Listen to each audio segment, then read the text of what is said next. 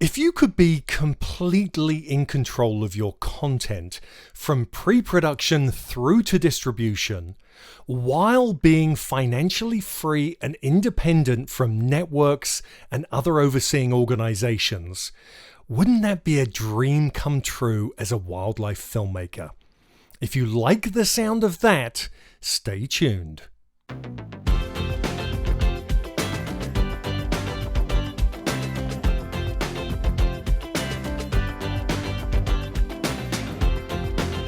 My guest this episode is Coyote Peterson, and he really has taken his destiny into his own hands and been extremely successful doing so.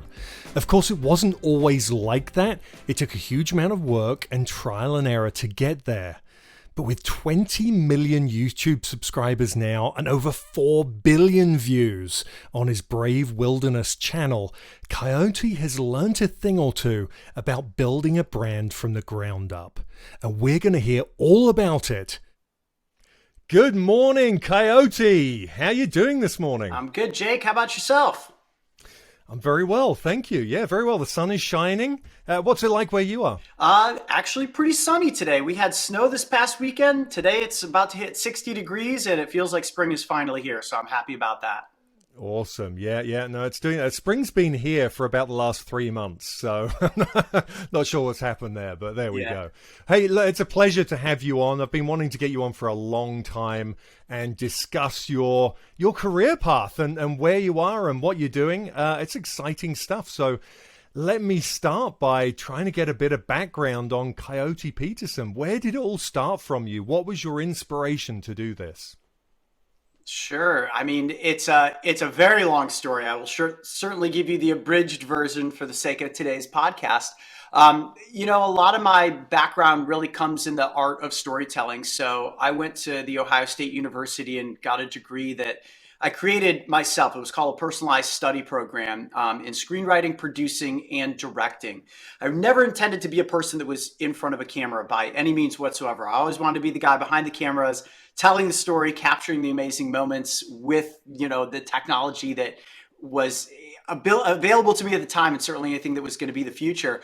And when we started developing an animal adventure series over a decade ago now, I realized that I was pretty much the best person to be in front of the camera because of my knowledge of animals, but mainly my ability to catch and interact with them.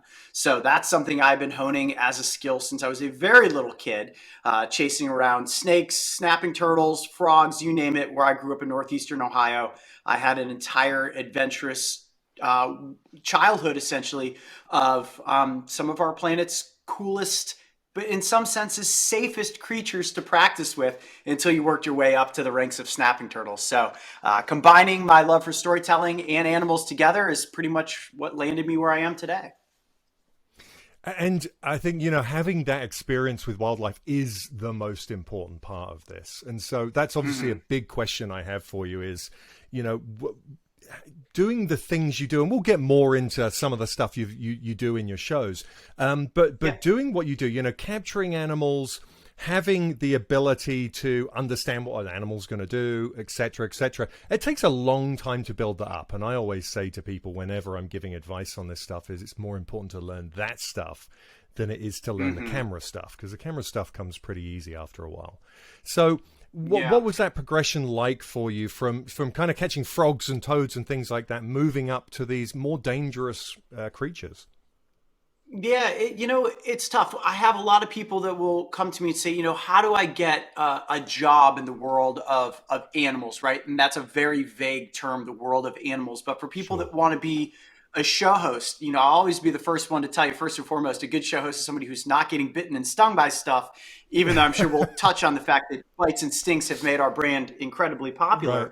Right. As a kid, it was very much about wanting to explore these creatures' environments. And as any kid will, you're going to be curious and you're going to try to catch your frogs and your toads and your hopefully non-venomous snakes. And as I got older and realized that I was really good at being able to not only put myself into position to be able to get close to some of these things, but it's about truly, it's an art form to be able to catch something gently enough, but to still be fast enough with your moves to where you're almost in the position of a predator. And any animal that you catch is thinking, oh my gosh, am I about to be eaten?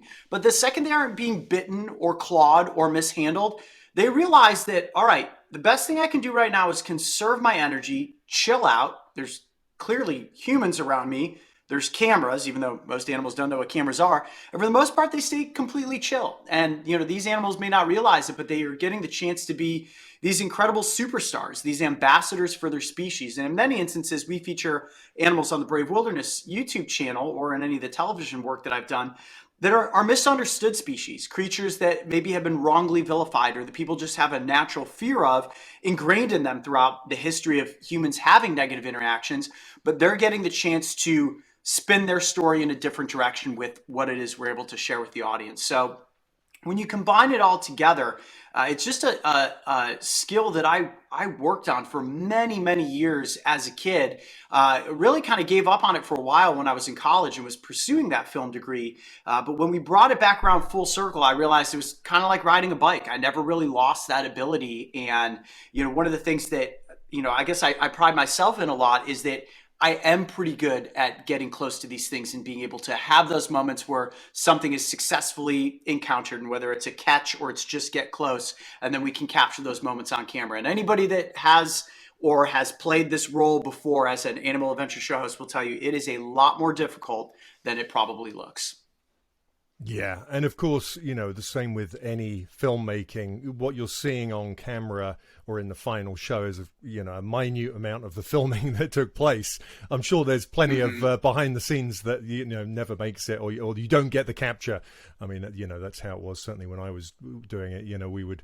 We would make multiple attempts at trying to catch something, and you would, you'd film every attempt, and then obviously take the ones that work. But let's go back a little bit. So you went to Ohio University. You then, once you came out of that, take us through with a little bit of detail, kind of where you then made the decision to go into to become a YouTuber and to take that avenue. What was the decision? Did you think about pitching shows to networks? Did you go down the YouTube route because it was just this new place where we could really do anything we wanted? What was that choice like? Yeah, and just for clarity, it's the Ohio State University where I went, not Ohio Sorry. University. Those are both great schools in Ohio, but mine specifically Sure. is Ohio State. So once I graduated from Ohio State, I spent several years pursuing the independent film world.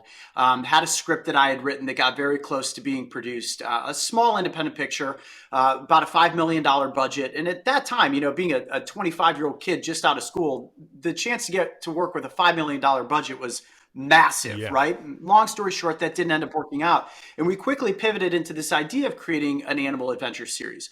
Steve Irwin had tragically recently passed away around this time. Bear Grylls was also beginning to make his come up through the discovery ranks with Man vs. Wild.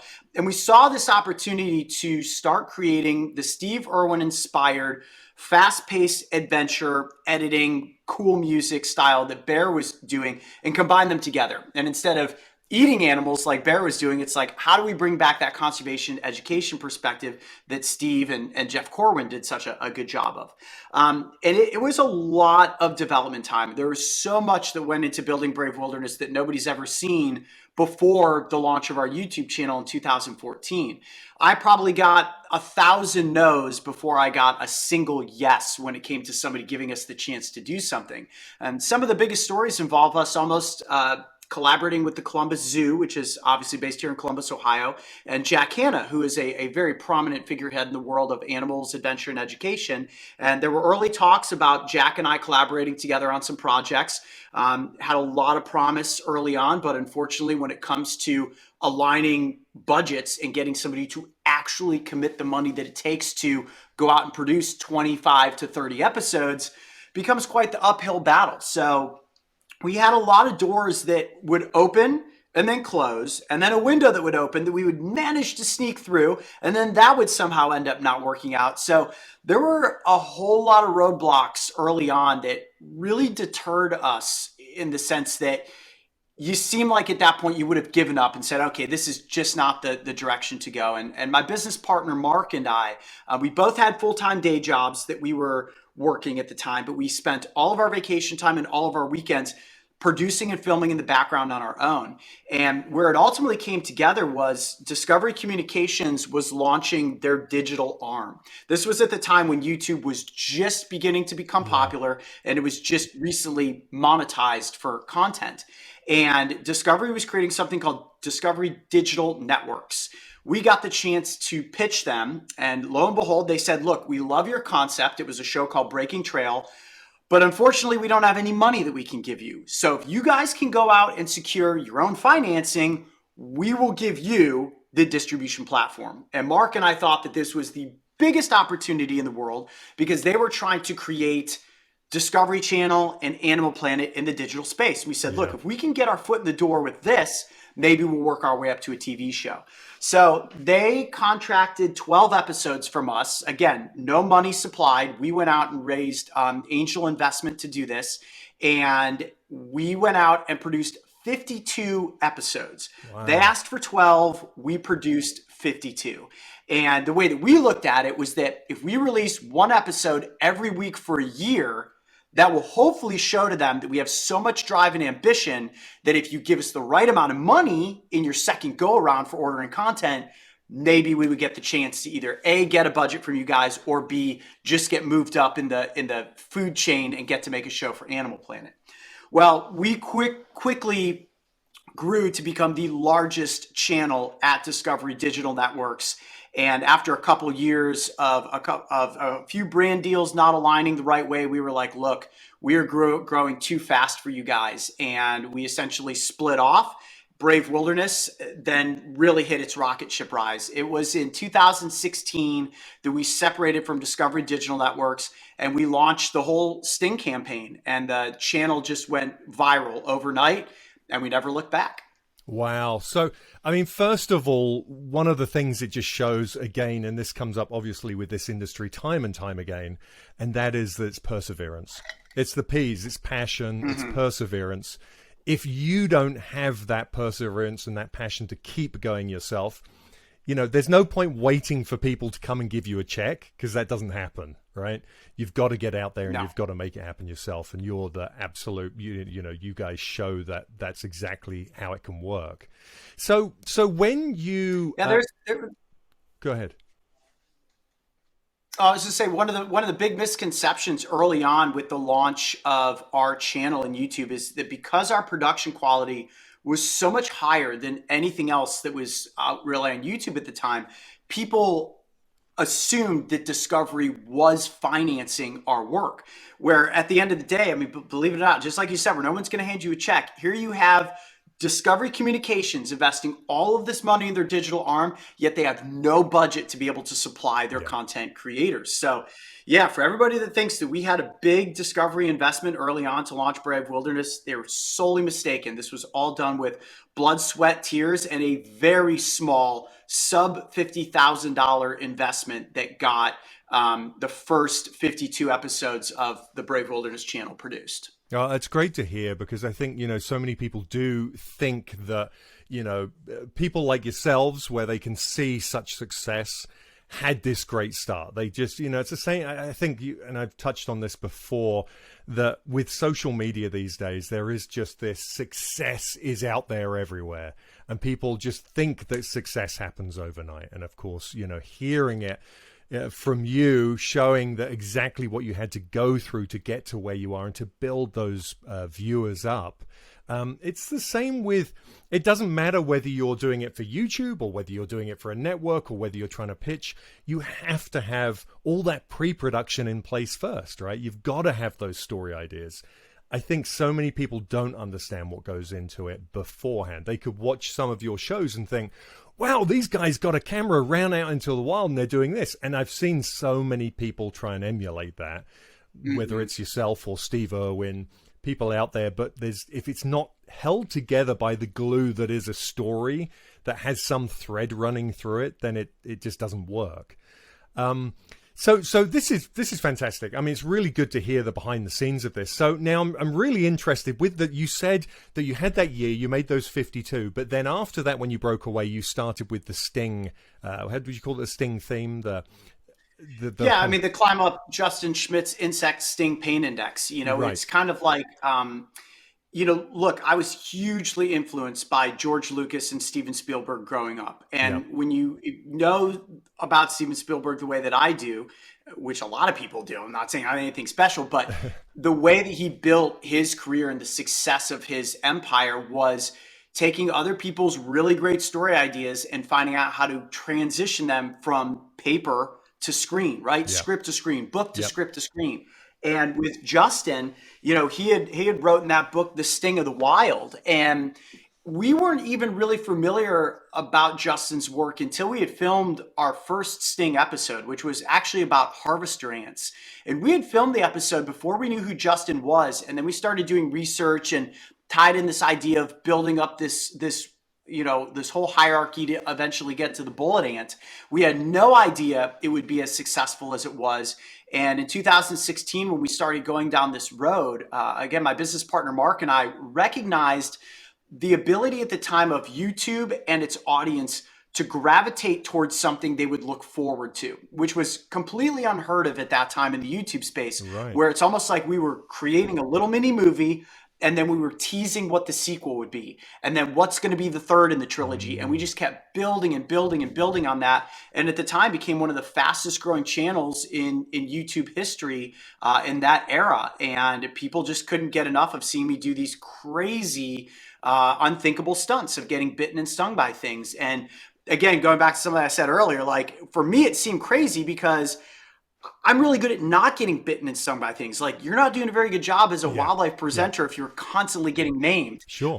But the fact that we were able to take that and meld in the entertainment with a very consistent thread of education, we got everybody on board, and Yeah. that everybody really being an audience accepting this concept and then sharing it and watching it, and just, I mean, the thing spread like wildfire, and it's really what we owe a big piece of the viral rise and success to the Brave Wilderness Sure. brand is obviously centered around those Sting Yeah. episodes. So how did you build yourself up to? I mean, I mean, I'm sure during the pre-production you had a great idea of the insects and the various wildlife that you're going to have sting you or bite you throughout the whole series. So knowing that you had things like the tarantula hawk, the bullet ant that were just going to be unbelievable, you didn't know how you were going to react to them. And we'll get onto the safety side of that in a little while because I'm interested with that. But how did you build up to that from a point of view of knowing, okay, we're going to do all these things. We'll start off here and then we'll make our way, to the bullet ant. What was the build up like? I mean, were there moments where you were thinking, okay, this isn't such a good idea. I could die doing this. Maybe we change this. Yeah, that's a good question because at first, people ask, well, which one was the scariest? And I always go back to, well, the very early ones were the scariest because doing something like that for the first time, you don't know how your body's going to react to these Right. different venoms. And the more and more of them that I did, I think the more comfortable I became. Not only because I was like, all right, well, so far so good with how my body reacts, but it also comes to the storytelling side. When we create Sting episodes, we know the formula so well at this point for what we need to do. There's this certain level of confidence that's instilled in you when you go out and you make a piece of content. And if you can successfully find the animal you're after and make the catch so that you know you've got it on location to even go through the performance of being stung by it, Yeah.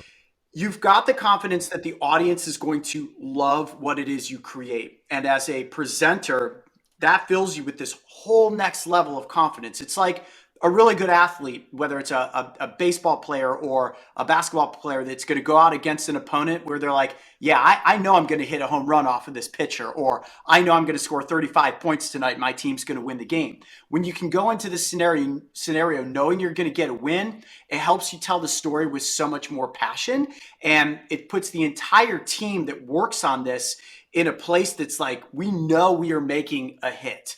And that's what's unique about the YouTube space is you're actually able to catalog and see and get that feedback from the audience, not only in views, but also in comments. And that becomes a huge morale driving piece for an organization at the end of the day, when you know that your work is being seen and justified and celebrated by this many people. So Yeah. all those things combined together really then became my driving force as I went on with the stings, because the audience just wanted to see what was next. How are you possibly going to top the next one? And with the story structure of things, because I write all of the scripts, and for clarity, the scripts come after everything is filmed. So everything you see in the field is either research I've done to know about these animals or improv, right? There is Yeah. no lines that I memorize. All scripts come after the fact when I work with the post-production team and write what my vision is to tell this perfect tale that celebrates an animal and shows you the extreme aspects that I've gone through to get to the story. Sure. And for that, we just have such a great time working on every piece of content that we produce at Brave Wilderness. But the Sting ones, they're always extra special. Yeah. And I think that formula of building up, as you say, having that ability to, again, you've done your pre-production, and that's so important here, because now you know what's coming next. I know in the Tarantula Hawk, I think came just before the bullet, and you're building up to, I wonder if this is going to be as bad. Wow, this really hurts. Is this, can the bullet ant possibly be worse than this? And, we'll find out next time. I mean, to have that formula, as you say, is a winner, because there's so often that you can't do that with network TV, because you never know. Even though you have a series lined out, they could be changed around. Often they want to be able to have them as potentially standalone if they can. So there's so many restrictions when you're working with network TV that you just don't have. And as you say, having all that feedback, real-time feedback, is astonishing, because, again, with network TV, you rarely hear, and unless something's bombed or done really well, you rarely hear what's going on in terms of viewership and how well the audience is. It's all focus groups more than the audience itself. Which It is. And, I've gotten a fair amount of experience in that world from doing the 18-part series Brave the Wild that we did for Animal Planet. And, right. We were in a very unique position when we produced that show, because Brave Wilderness was already such a successful brand. We had complete creative control of that series. We had a wonderful executive team that we worked with it at Animal Planet, but at the end of the day, we negotiated final cut on those episodes. So every one of those went through myself and my senior editor, Chris, as the last look of approval before anything aired. So that means it was my script, my choice on final shots that were put in there, and they gave us the freedom to run and tell the story that we knew how to. And Kurt Tondorf, who was the president of Animal Planet at that time, who gave us the chance to make that series, he trusted that. He recognized it, and he saw that don't mess up a formula, and don't come in and try to orchestrate a guy who already knows what he's doing. You don't go into a well-working sports team and say, okay, we're going to turn the point guard into the center now, and the two guard into the power forward. You know what I mean? We knew how to tell a compelling animal story. And that's the key. How do you keep people attached to the narrative the entire time and keep them on the edge of your seat? It's the Steven Spielberg theory, How do you keep people wanting to see what that next scene is? And we're really good at that at Brave Wilderness. Yeah, and to have that freedom with a network is incredible.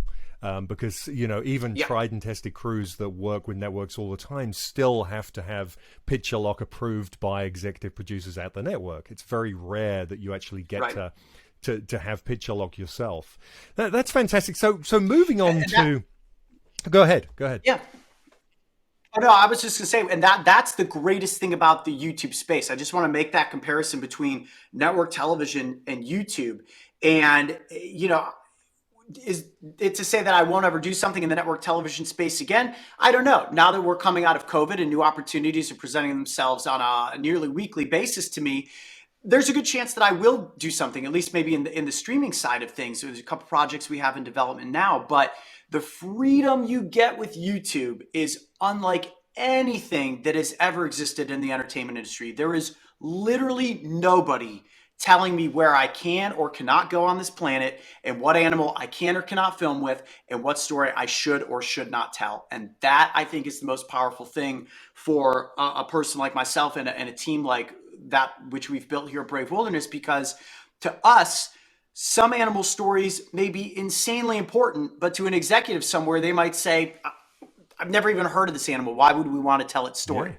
I can give you 101 reasons why we want to tell it, but if somebody doesn't want to give you that financing to go tell the story, you can't get it done. We don't have those problems because we control the narrative and where all the financing comes from in the YouTube space. So it's a pretty unique opportunity that, didn't exist a decade ago. Yeah, no, absolutely. I mean, the freedom is astonishing.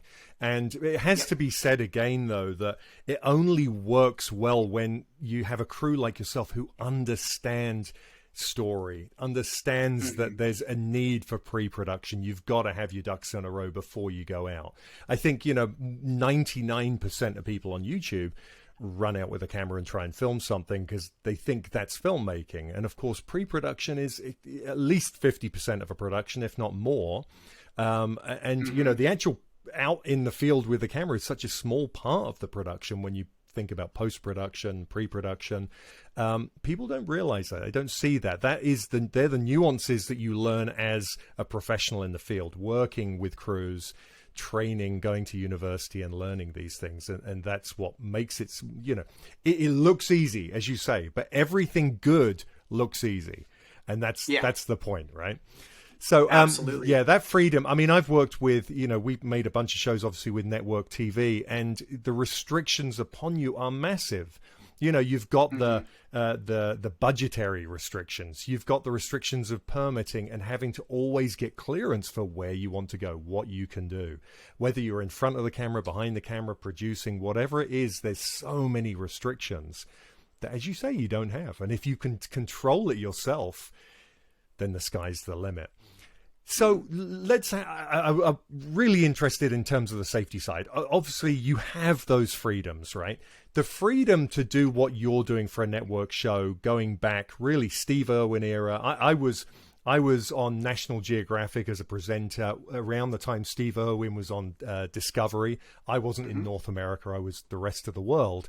And it was just very interesting because of the differences in terms of how things were working back then to how they are now. Reality TV was becoming far more popular at that point, kind of building up.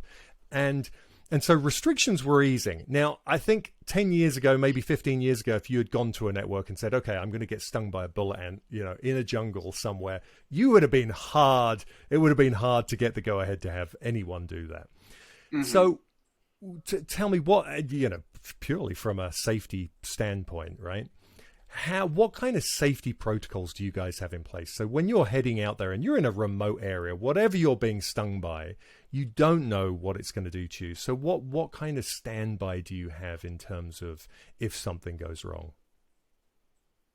So safety is always a top priority with any type of episode that we're filming, right? So if you're talking specifically about the sting and bite content, which strangely enough only makes up about 2 to 5% of the whole content on the channel. It just happens to be the most famous.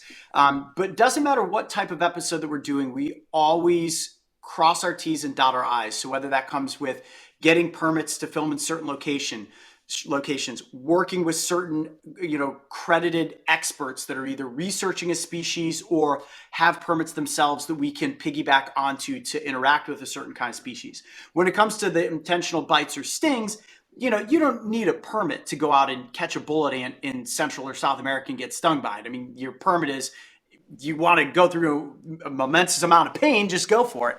But we do a lot of research ahead of time to find out how many people, if any, have actually died from these venoms. And you always come back to the same exact answer.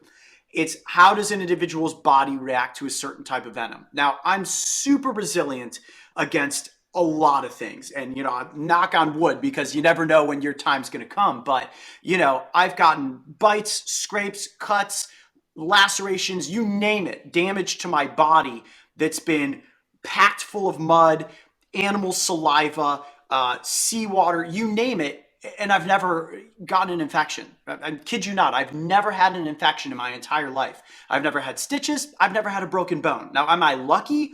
I don't know. Am I careful? I try to be, but I've also had a lot of really bad accidents that I probably shouldn't have walked away from. A lot of people joke that I'm like the Coyote from the Warner Brothers cartoon, which is, of course, where my nickname came from, that I just keep bouncing back and keep getting to live life again and again. But with the stings and the bites specifically, None of them have done anything catastrophic. When you think about the fact that a bullet ant, right? Let's just talk about one of the most famous ones. It's a very painful sting, but there are also tribes in South America that will wear gloves of these things and get stung over and over and over again and go through this ritual multiple times, transitioning from manhood to boyhood. And Yeah, it's like, well, if these little kids aren't dying from every time they put on bullet ant gloves, I'm pretty sure I'm going to be fine getting stung sure. once. Yeah, And what makes our work so popular is not the fact that it isn't painful, because trust me, it is. It's about the shot selection, the music, the editing, all of that. The stuff that comes after you're in the field, where you put that story together, the Spielberg side of things that gives you a narrative that you can't look away from. And the big thing with the bite and sting stuff for us that's sort of become the tribute to Coyote Peterson at this point is that we don't clickbait, right? So that famous word that came with the digital age of, yeah, oh, show me an image and a title, and somebody says they're going to do something, and then they chicken out at the end. yeah. We always delivered on even the craziest stuff, and people were like, this guy's nuts. That's why we're going to watch it. And it's not that I'm nuts. I'm very well calculated, and I'd like to think very well planned and intelligent when it comes to how to tell these stories. But we do an exceptional amount of research. And as a safety protocol, this is where I'm ultimately going with this. In a worst case scenario, we've always alerted local medical facilities as to what it is that we're doing. And we do have satellite phones, a phone that we pay for, very expensive on a yearly basis, that literally has a button that if we push it, a life flight helicopter will come and extract me from anywhere that I am in any location. We are always testing and making sure that that phone is up to date, because honestly, the things that I feel are more dangerous when we're on these adventures are the elements themselves within nature. So whether that's freak storm that might come out of somewhere, rock slides happening, trees falling down, somebody slipping and falling and hurting themselves, or accidentally getting bitten by a venomous snake. Those are far more of a threat than any of the intentional bites or stings that I've ever performed. And I think that's great to hear, because I just really wanted to hear, that side of things, because viewers see that kind of stuff and they see your remote. They don't really know what you've set up in terms of pre-production and safety in the background. Whenever I'm out on a shoot, I always have a spot beacon with me. Same thing. You press a button, the helicopter can be in and extract you from wherever you are. Those things are expensive to have, but they're such an important part of it. And of course, people don't realize that if you are going to do something like that, you've got to have those protocols in place, but just because the last thing you want to do is have someone hurt. And as we know, with so many venomous snakes and spiders, you might only have 30 minutes if you do react badly to it, maybe less. And so it's always worth having that stuff in place. So that's fantastic. Let's talk a bit about some of the educational stuff you're doing now, because I know you've had a lot of changes. You've kind of split in different ways. Have you got different channels, or is it the same channel that you're doing multiple kind of series on? Because I know it's changed. Because I know recently you were actually out with Stephanie Arney. I saw that doing a field trip at the Wolf Center, the Endangered Wolf Center. Tell us a little bit about that series. Yeah, so the way that we've always approached Brave Wilderness is to keep it as diverse as possible. So my business partner Mark and I, we started this with Coyote Peterson being the face of the brand, which of course I still am. Mark has branched off, and we sent him out to do some expedition stuff for a series called Blue Wilderness. So he did a lot of diving stuff. He's very into the diving world. We recently did a co-production with Appian Way, which is Leonardo DiCaprio's production company, a series called Brave Mission that Mark went out and hosted, that raised some support for Virunga National Park and the gorillas. So we sort of split Mark off into this world that's like, let's test this as somebody that the audience is used to seeing on Brave Wilderness from behind the scenes, petri dish that, and see if we can expand this universe into even more characters, so to speak, right? So like the Walt Disney or the Warner Brothers approach. And right now, I don't want to reveal names until it's finalized, but we have two wonderful female show hosts that we are in the process of developing series for. So you're going to start to see a much stronger female representation on the Brave Wilderness channel moving forward with some new series, and eventually some more diversity, because we are very well aware that you got two white guys hosting at the moment. We need to diversify. We need to get more females in front of the camera. So big plans in that direction to continue expanding the universe of Brave Wilderness as a whole. And this is part of our business plan design. I mean, I'm going to be Coyote Peterson forever, but I can't be the only one that is bringing animal stories to the world. And as a Sure. producer and director myself, I really want to get the chance to work with up and coming people that want to be wildlife show hosts and teach them what it is that I learned, hopefully get them through some of those pitfalls a lot quicker and get them the chance to be in front of the camera and spreading these conservation messages. So when you ask the question about the conservation education work that we're doing, yes, we are producing some new series like Wild Field Trip, which was a contracted series we did for YouTube Originals, specifically in the kids division. But there are a number of different conservation initiatives that we are getting behind right now.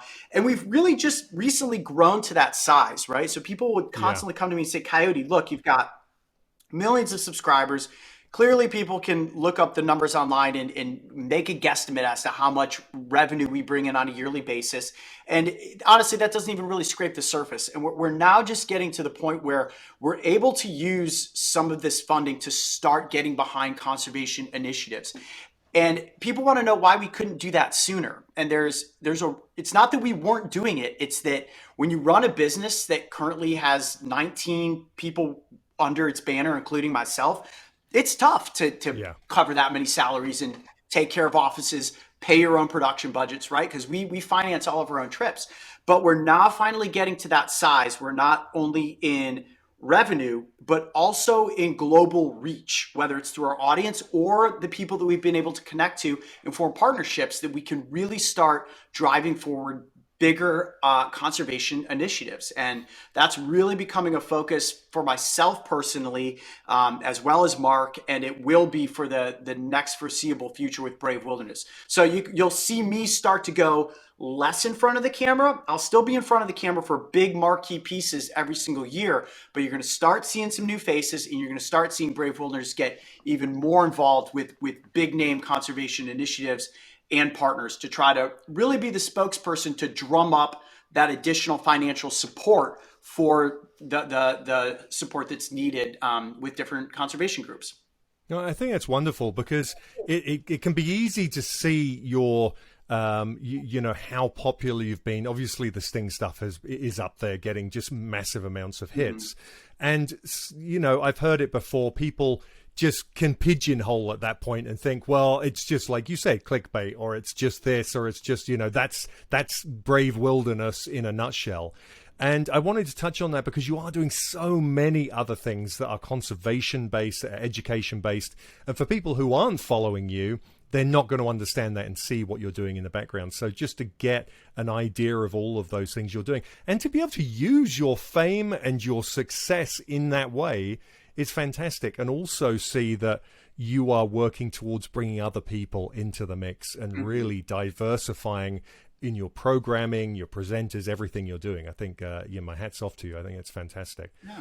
So, Well, thanks. You yeah, definitely feel a huge piece. Like, when I was coming up and trying to get into this game, the biggest challenge is that nobody wanted to give me the opportunity. So I yeah, really want to be, as is my business partner, Mark, and Brave Wilderness as a whole, really wants to be the type of organization that says, we want to give somebody the next chance. Like, I don't want to be the guy that's, jumping on the back of alligators when I'm 55 years old. I'm 40 right. years old right now, Yeah, fortunately very physically fit and healthy for my age and can keep doing this. But I also recognize that to really grasp the younger generation, which we've done a great job of doing, you also have to bring in somebody that's even younger to catch the next generation. And it's got to kind of be a cycle to keep it moving forward. And, there aren't a lot of, if any, wildlife brands that I think have successfully done that. Now, that's not to say that Steve Irwin wasn't going to do it at some point, but you don't see Jeff Corwin out there,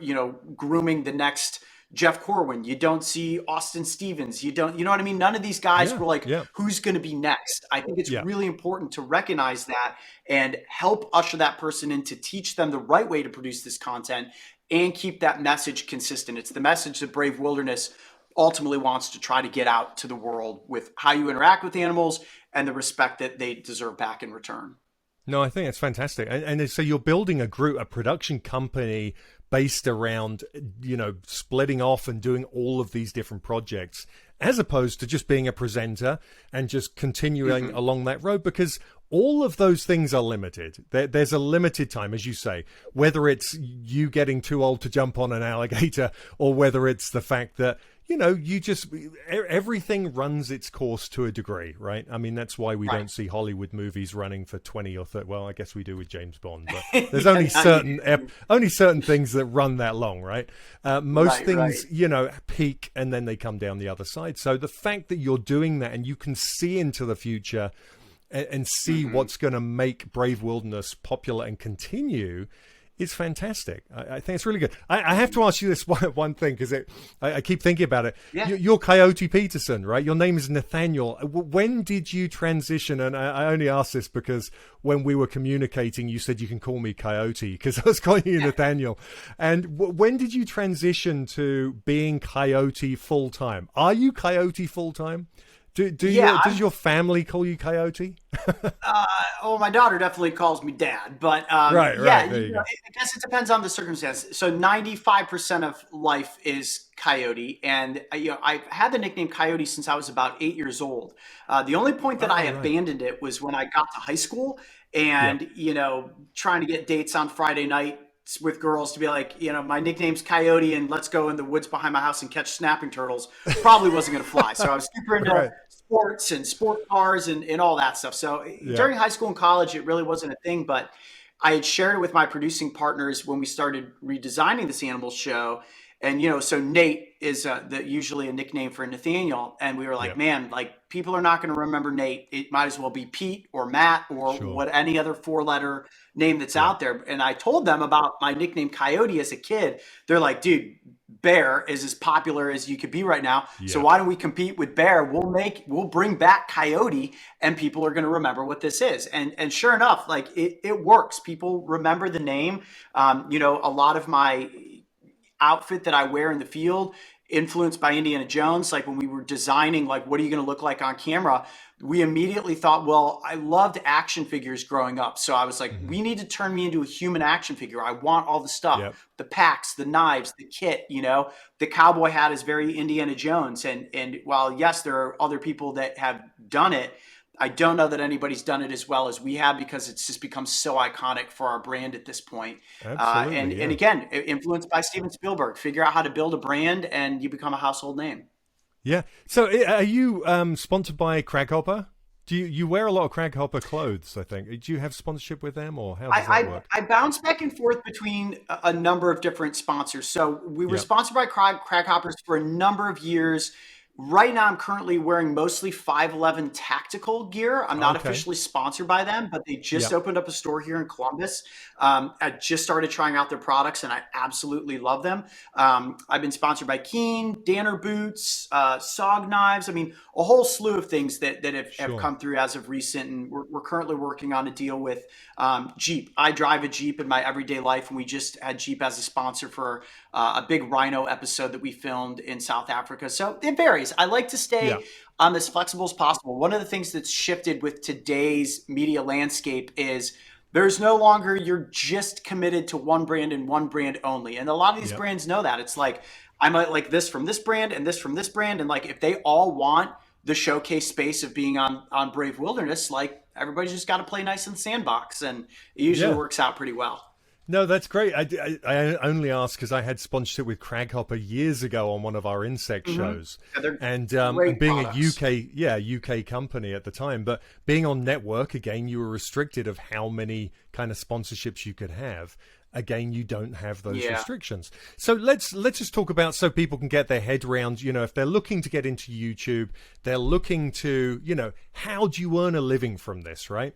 What would Yeah. you say makes up? I mean, obviously you have ad revenue, you have sponsorship deals, and probably a whole plethora of other stuff from there. Mhm. What would you say makes up your kind of revenue? You don't have to give numbers away here, but just in terms of percentages, where would you say the bulk of your revenue comes from when you're dealing with YouTube series. YouTube is definitely a huge revenue stream for us, right? I mean, we're doing on average, YouTube is such a weird, fickle machine too, right? It's all Yeah, about time of year, it's all about time of the month, it's all about really the ad cycles, right? The sure. majority of YouTube money comes through Google ad revenue.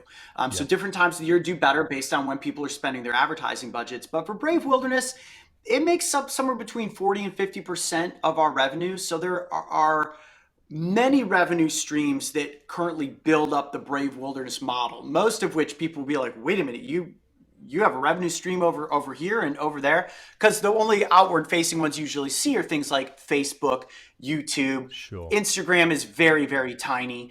TikTok doesn't really have any value for us at this point, even though we've got a few million followers there because it's not monetized. But a big portion of our revenue actually comes in relicensing our content to other countries. So Oh, when you think about the animal space specifically, it's evergreen, right? The value of a badger, and by value, I mean the educational value about a sure. badger. We Yep. did an episode on badgers in 2014. Now, I could shoot you another badger episode, which I would very much love to do with better cameras, better sound equipment, better storyline. But that badger from 2014 hasn't changed. Everything I'm Yep. going to tell you about a badger in 2022 is pretty much the same as in 2014. So that piece of content carries on a life that just goes forever.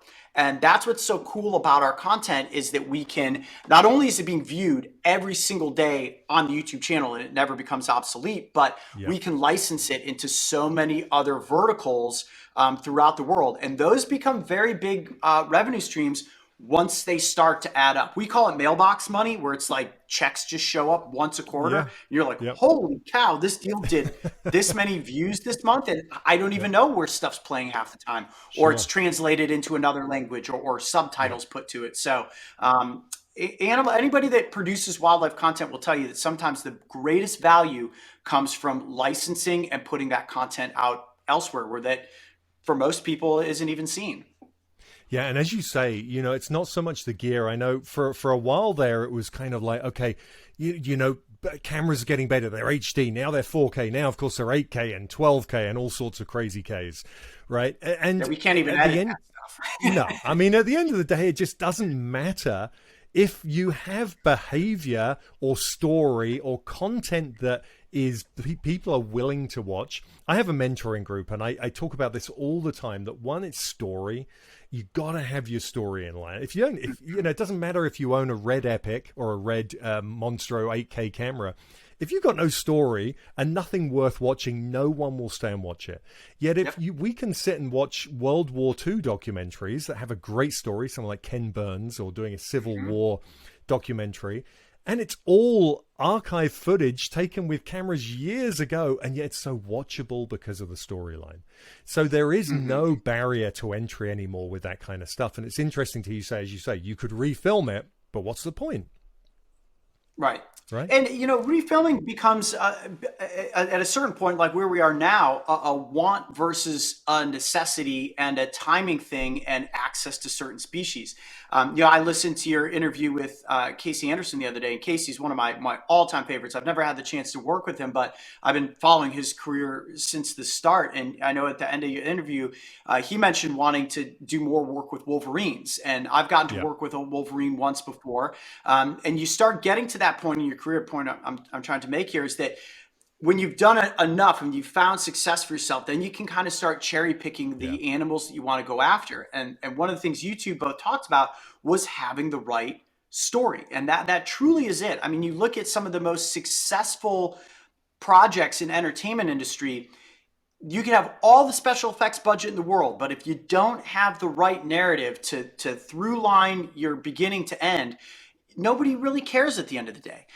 So for us, we are always looking to advance our technology, but more importantly, we're looking for how can we tell a super engaging story? Because especially in today's digital space and the lack of people's attention span in the digital world, if Yeah. you can't keep them hooked, forget about it. It's not going to Yeah. work in the YouTube space, which at the end of the day, honestly, is quite frustrating in many instances. So for us, it's always a challenge to figure out how are you going to keep the average view time as high as possible. And the digital space now with TikTok seeping in, trust me, it is becoming more and more of a challenge.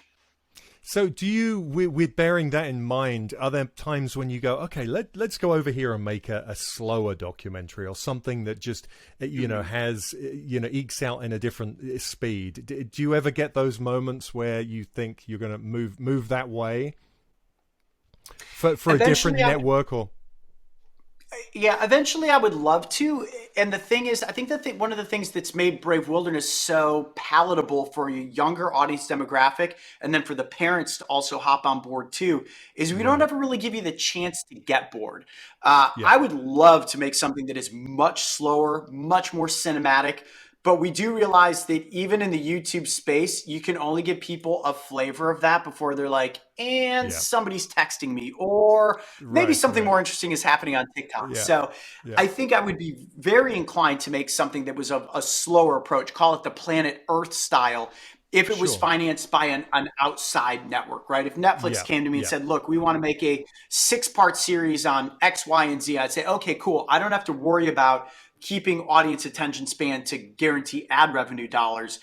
That direction I can be more comfortable with. The one thing that I don't feel comfortable with in the type of storytelling that we are currently working within is I don't want to lose the audience. I want to Yeah. be known as the person that can tell you a story that is 15 minutes long, but you feel like I only spent 5 minutes of your time. For Yeah. me, that is a really good feeling when somebody says, whoa, I learned all of that in 15 minutes, get that thing whizzed by, and you're like, yeah, that's called good editing, good music placement, great presentation in the field, and good story producing because you Yeah. never got slowed down and you never lost your attention span. And if you've stayed for 15 minutes, what happens with Brave Wilderness is people are like, dang, and he's got an episode on this too.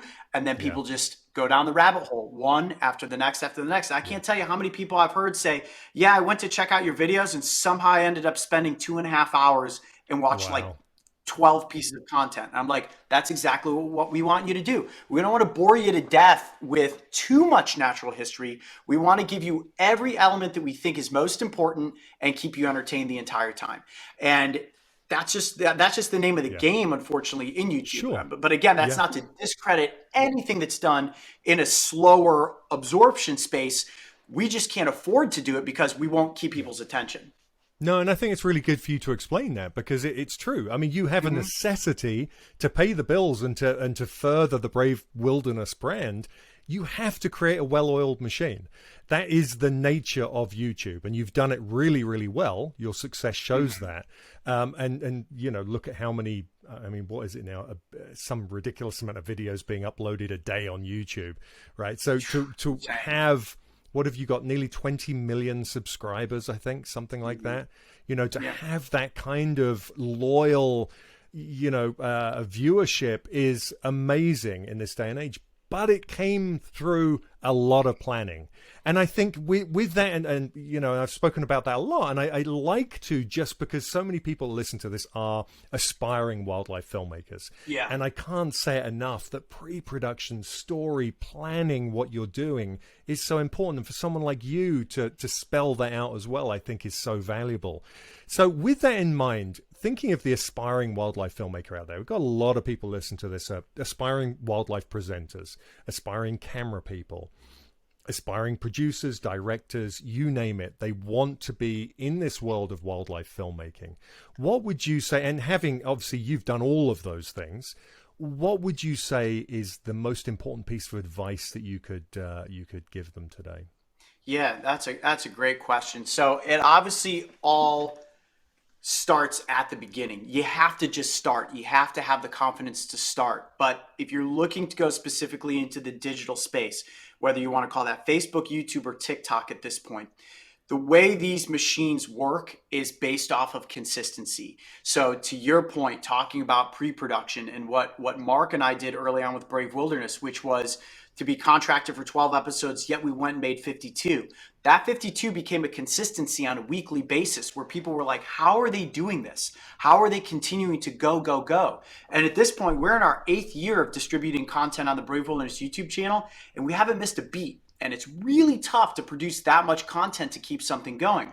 And my point is that if you're going to start, have a plan in place where you're able to continue. It's very difficult to go out and make even a single piece of content from start to finish to ultimate distribution. If you get that far, it's a huge accomplishment. But doing something once only gives you one chance to find success. Do you know how many videos we've got over 700 videos on Brave Wilderness right now. And do you know how many of them are not hits? Probably 80% of them, right? Wow. 20% of our content, of our library is the 10 million plus videos. Yeah. There are plenty of videos that only have 500,000 views or a million views, which, I don't mean to sound like that isn't a lot.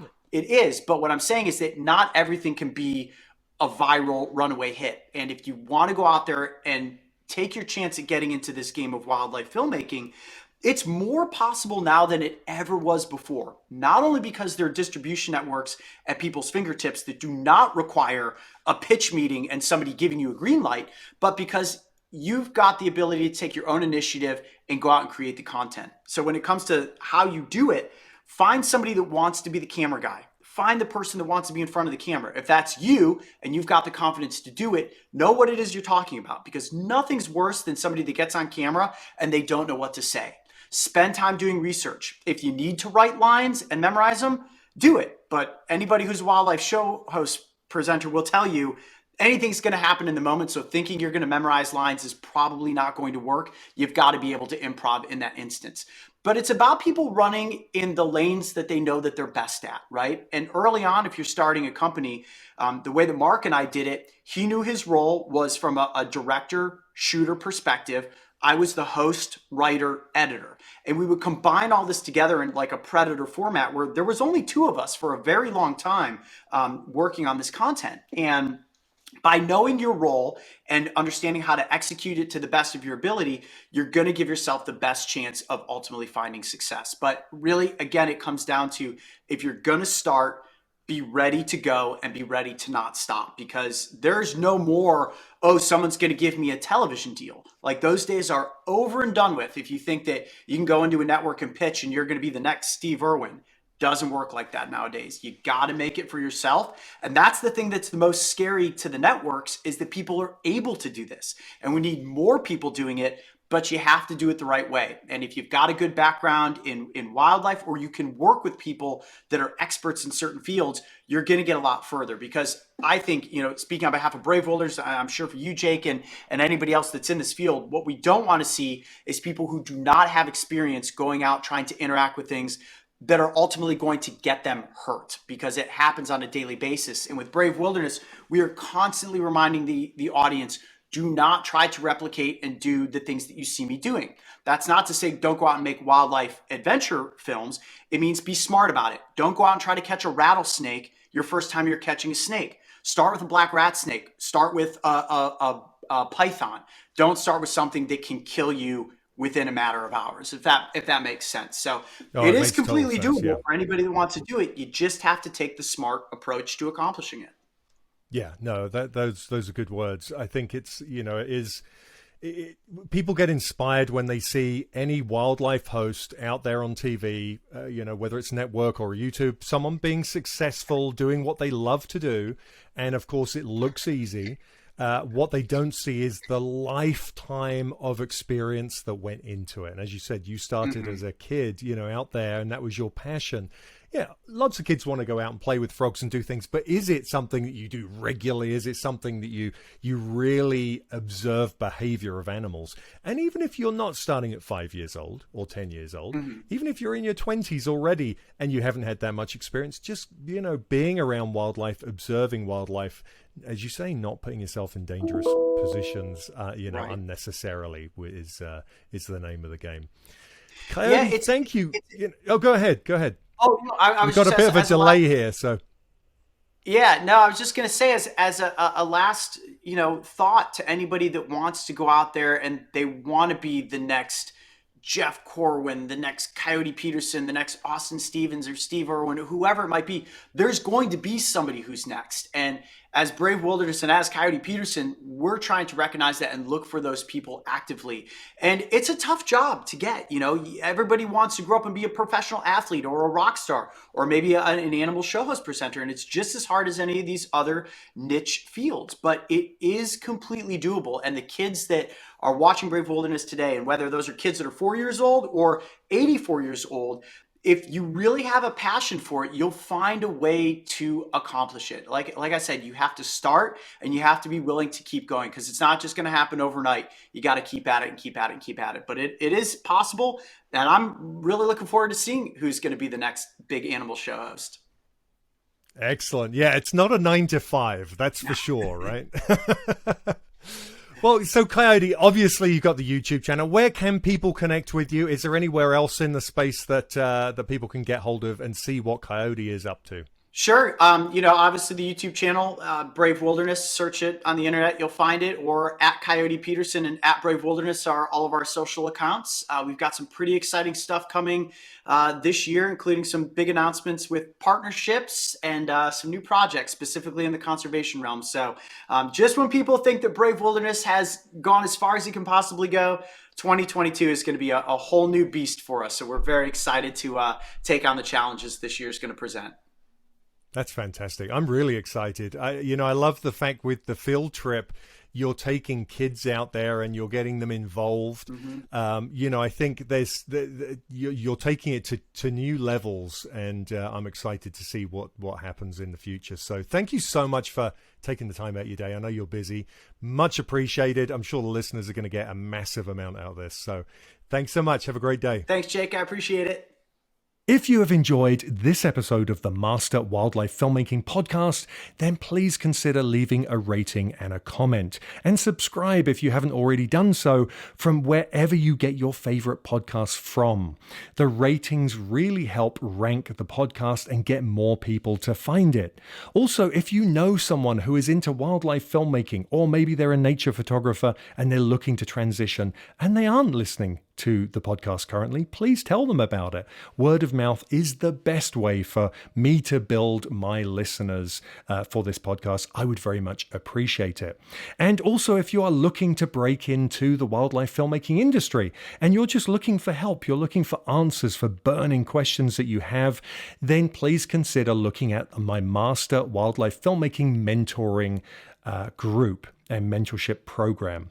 You can find that at jakewillers.com and just click on the mentoring tab or learn more tab where it says it on just the homepage there. You can find it very, very easily.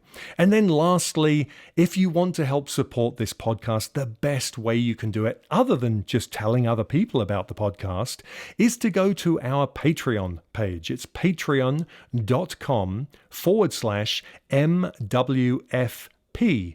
That's patreon.com/MWFP. And there you can get all sorts of bonus content. We have extracts from podcasts that didn't make it to these episodes because they went on so long, because I didn't want to stop talking with our guests. So we put the extra content there. There are catch-up conversations with previous guests, finding out what they've been doing since I last spoke to them, and so much more of the behind the scenes. Please consider taking a look. That is the best way to sponsor this podcast and get more episodes in the future.